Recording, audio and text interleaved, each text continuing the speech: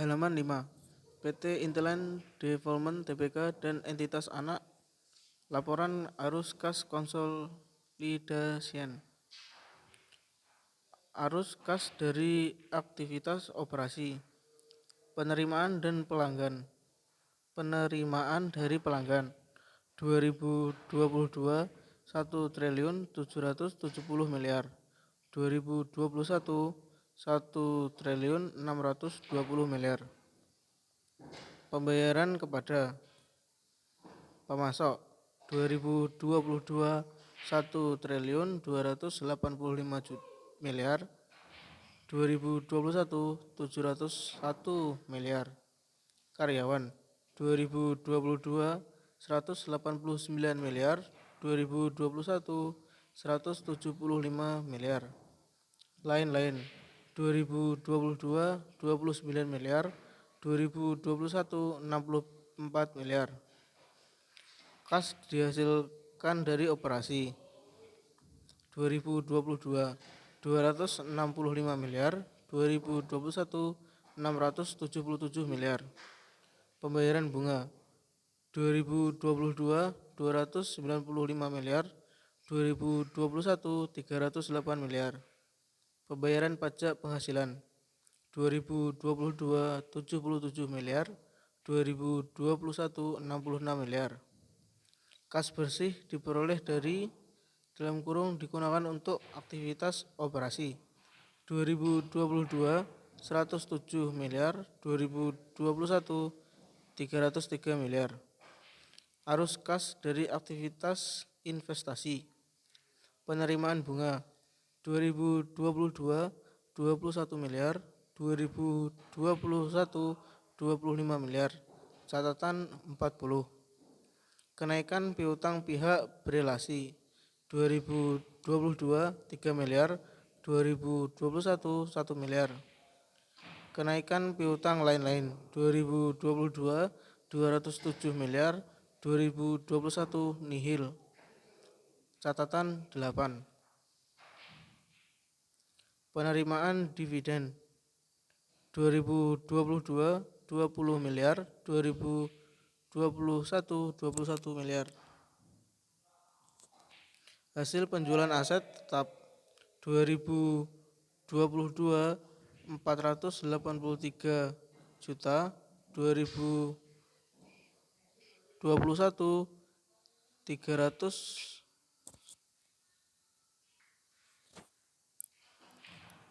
Hasil penjualan aset tetap 2022 483 juta, 2021 360 juta. Catatan 18. Perolehan properti investasi 2022 137 juta, 2021 531 juta. Catatan 17. Penambahan aset tetap 2022 11 miliar, 2021 6 miliar. Catatan 18. Pembayaran investasi pada entitas asosiasi dan ventura bersama 2022 3 miliar, 2021 nihil. Catatan 16. Pembayaran uang muka investasi 2022 nihil, 2021 16 miliar. Catatan 10. Kas bersih diperoleh dari aktivitas investasi 2022 184 miliar, 2021 21 miliar. Arus kas dari aktivitas pendanaan.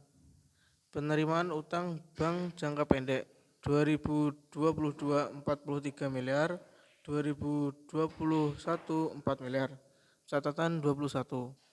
Penerimaan pinjaman jangka panjang 2022 100 miliar, 2021 nihil. Catatan 21. Penerimaan utang lain-lain 2022 860 juta, 2021 154 juta. Catatan 24.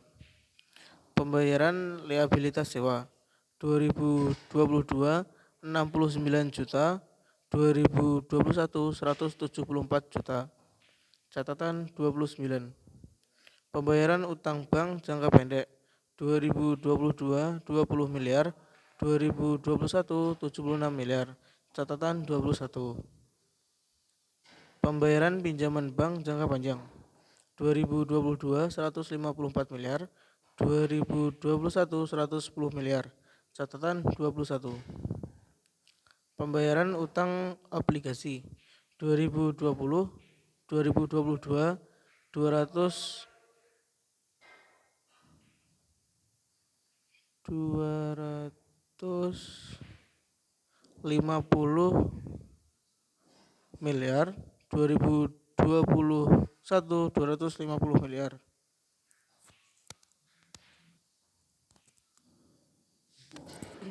Pembayaran utang obligasi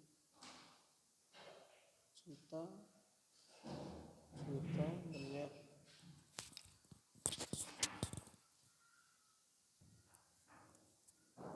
Juta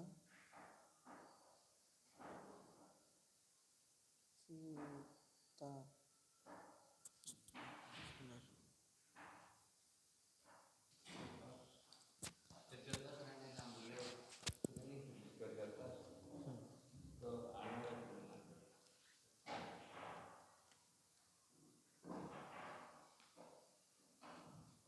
Siapa Mas? Lanjutan terus. Niki bawahe niki catatan kaki. catatan atas keuangan consolidation. Yo, gawe penjelasannya mbure nek catatan piro kuwi lho. Ning dhuwur.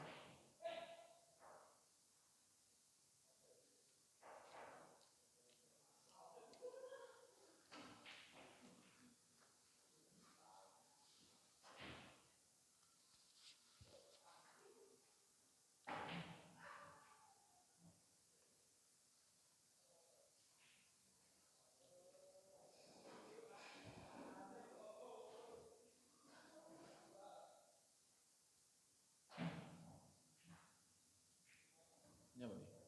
Bingung. Catatan kaki sing berapa? Ning dhuwur itu. Iki lanjutnya halaman Nomor halaman 6. lho. PT Intelland Development Tbk dan entitas anak. Catatan atas laporan keuangan consolidation pada tanggal 31 September 2022 dan 31 Desember 2021. Ini detailnya dari laporan keuangan. Pendapatan ini dari apa? Kan segmen properti ini segmen apa? Rumah tapak. Segmen apa recurring income kayak sewa mall, sewa apa? Kantor ngono iki.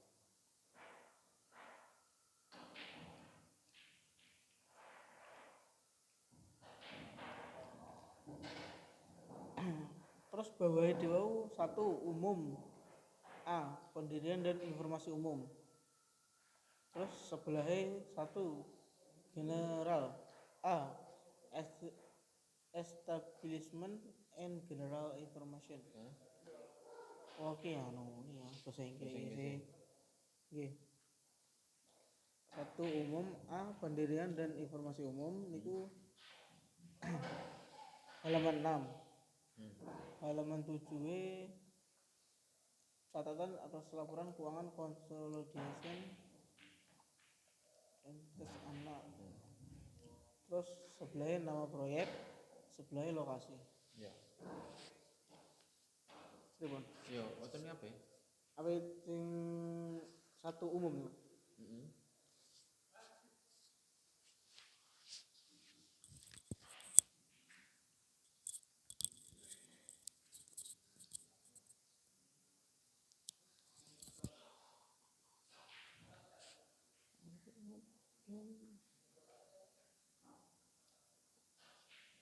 BS e. Nggih, kula ndek. Ya. Iki wis mbok skip lho. Mbok apa? Close ya.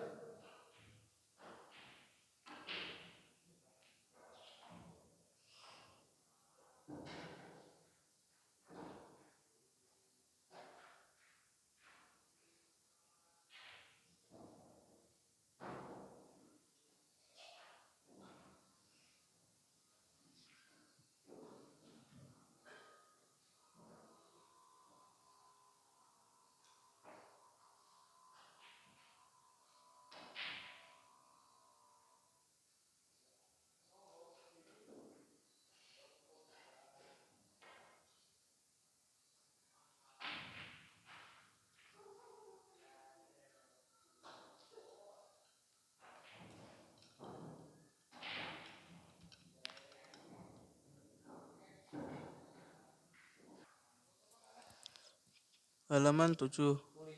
PT Intiland Development Tbk dan entitas anak. Catatan atas laporan keuangan consolidation pada tanggal 30 September 2022 dan 31 Desember 2021 serta untuk periode 9 bulan yang berakhir 30 September 2022 dan 2021.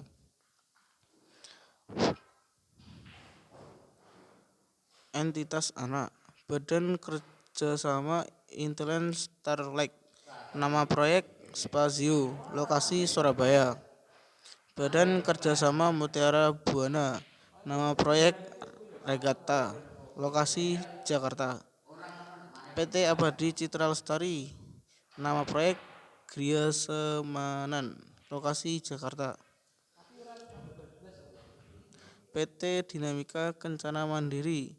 Nama proyek Puri Permata Indah, lokasi Pacitan. PT Gandaria Prima. Nama proyek Satu Park Avenue, lokasi Jakarta. PT Gandaria Prima. Nama proyek Satu Park Homes, lokasi Jakarta. PT Grand Family View. Nama proyek Graha Family, lokasi Surabaya. PT Great Family View. Nama proyek The Rose Bay, lokasi Surabaya. PT Grand Imperial. Nama proyek Sumatera 36, lokasi Surabaya. PT Intiland Great. Nama proyek Graha Natura, lokasi Surabaya.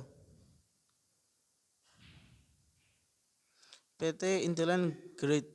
Nama proyek Spazio Tower, lokasi Surabaya. PT Intiland Great. Nama proyek Tierra, lokasi Surabaya. PT Intiland Sejahtera. Nama proyek Kawasan Industri Ngoro 2, lokasi Surabaya. PT Inti Gria Palamarta. Nama proyek Quantum Extension, lokasi Jakarta. PT Inti Gria Perdana. Nama proyek Serenia Hills, lokasi Jakarta. PT Inti Gria Pramudya. Nama proyek Sound Grove, lokasi Jakarta. PT Perkebunan dan Industri Segajung. Nama proyek Batang Industri Park, lokasi Batang. PT Perkasa Lestari Permai. Nama proyek Aeropolis, lokasi Jakarta. PT Prima Sentosa Ganda. Nama proyek Prakis, lokasi Surabaya.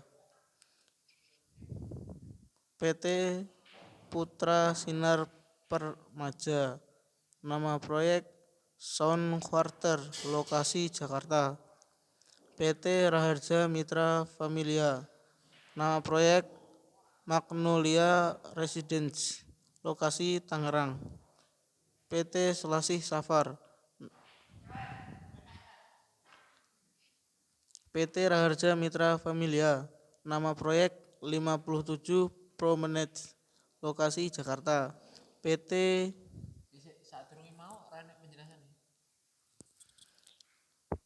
Selasih Safar.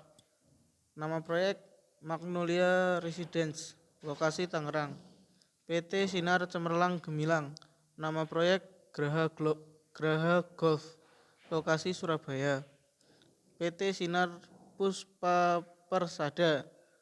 Nama proyek Talaga Bestari, lokasi Tangerang. PT Taman Harapan Indah. Nama proyek Pinang Residence, lokasi Jakarta. PT Taman Harapan Indah. Nama proyek Virya Semanan, lokasi Jakarta. Perusahaan tergabung dalam kelompok usaha Intiland. Perusahaan berdomisili di Jakarta dengan kantor pusat beralamat di Intiland Tower, Penthouse, Jalan Jenderal Sudirman, Kaf 32, Jakarta. Perusahaan dan entitas anak selanjutnya bersama-sama disebut sebagai grup. B. Penawaran umum efek dan obligasi perusahaan. Penawaran umum saham. Pada tanggal 21 Oktober 1989, perusahaan memperoleh pernyataan efektif dari Menteri Keuangan Republik Indonesia dengan surat keputusan nomor S1-084-SHM-MK-10-1989. Surat melakukan penawaran umum atas 6 juta saham perusahaan di bursa paralel kepada masyarakat. Saham-saham tersebut telah tercatat pada tanggal 15 Januari 1990. Bersamaan dengan pernyataan tersebut, perusahaan juga mencatat sebanyak 6 juta saham dari pemegang saham lama pada bursa paralel, sehingga jumlah saham yang dicatatkan menjadi 12 juta saham. Halaman 8. PT Intiland Development Tbk dan entitas anak. Catatan atas laporan keuangan consolidation pada tanggal 30 September 2022 dan 31 Desember 2021 serta untuk periode-periode sebelum bulan yang berakhir 30 September 2022 dan 2021.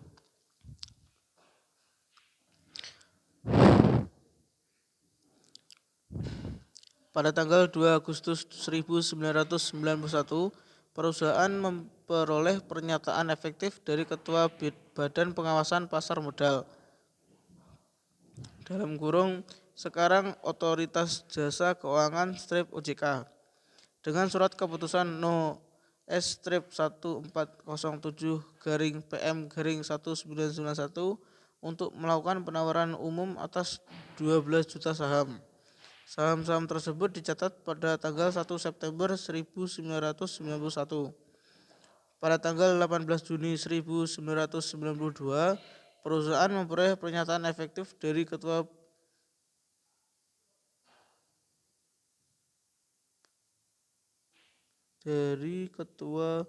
Bapepam (sekarang Otoritas Jasa Keuangan OJK) No.S-989-PM-1992 perihal pemberitahuan efektifnya pernyataan pendaftaran perusahaan mengenai penawaran umum terbatas sebesar 121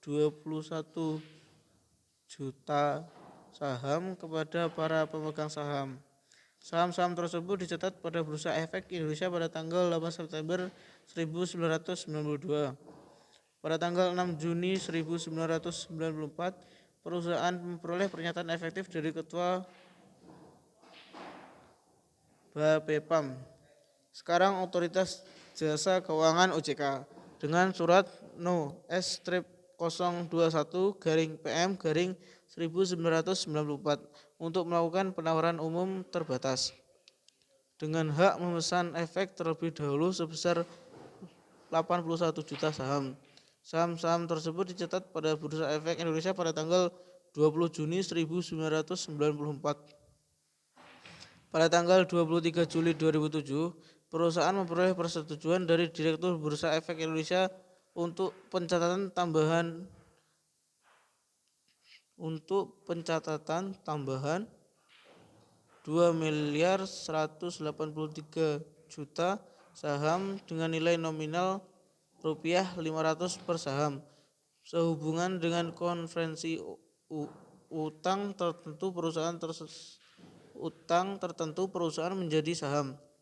Pada tanggal 29 Maret 2010, perusahaan telah mendapat pernyataan efektif dari Bapepam LK sekarang OJK dengan surat No.S-2807-BL-2010 atas penawaran umum terbatas kepada para pemegang saham dalam rangka penerbitan efek dengan hak memesan efek terlebih dahulu sejumlah 2.073 juta, saham biasa dan sejumlah 1.036 juta, waran seri 1 yang diterbitkan menyertai saham baru tersebut.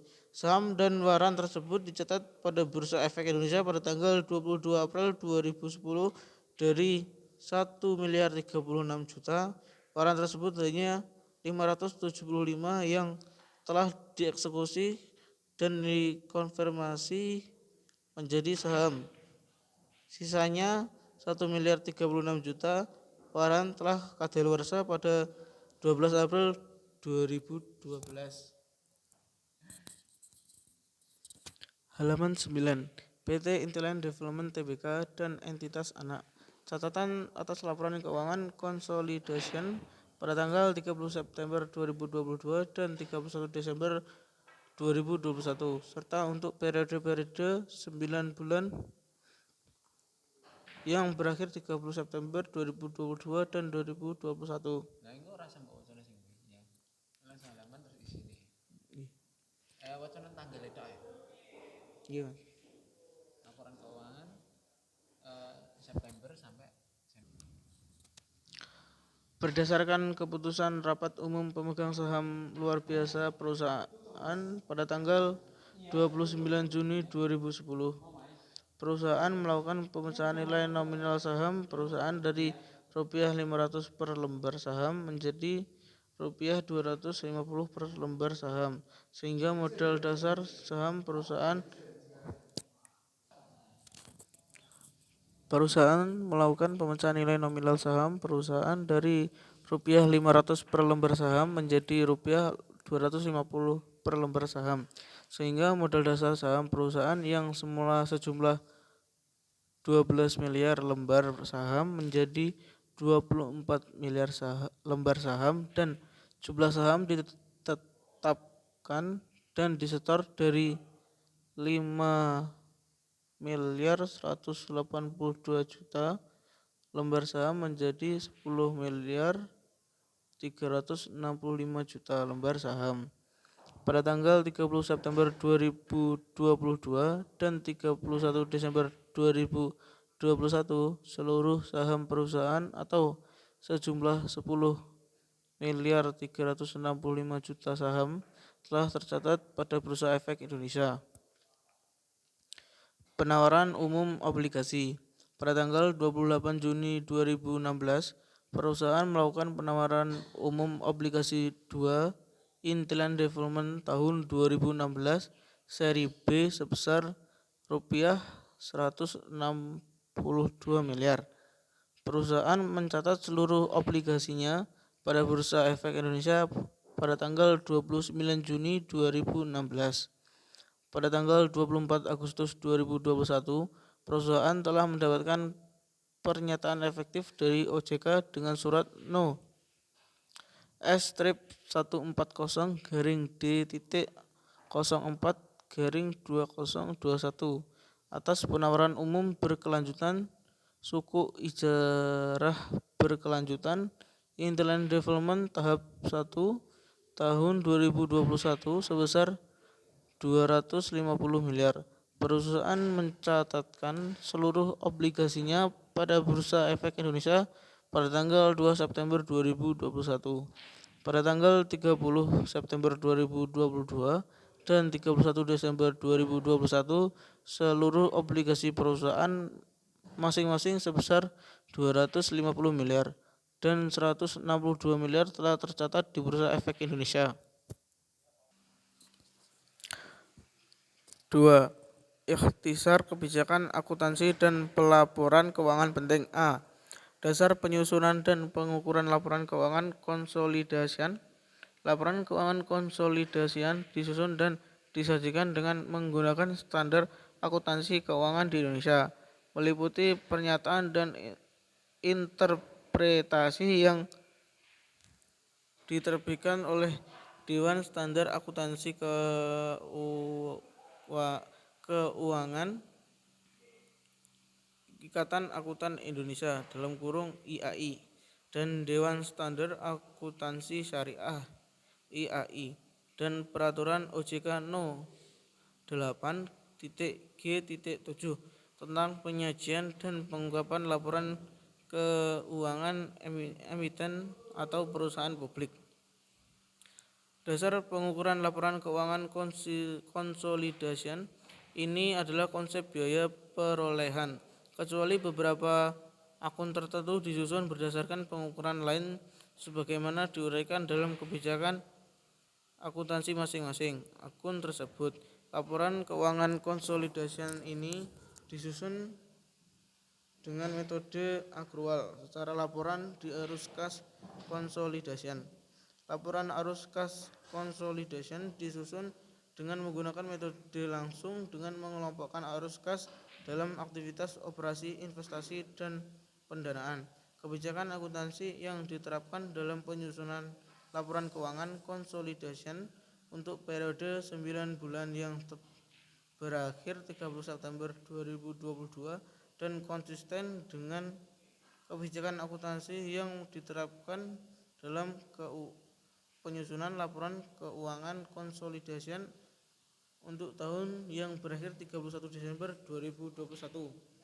Mata uang yang digunakan dalam penyusunan dan penyajian di laporan keuangan consolidation adalah mata uang rupiah, yang juga merupakan mata uang fungsional perusahaan. Ini perlu di save ya? Gak perlu ya? Langsung balik ke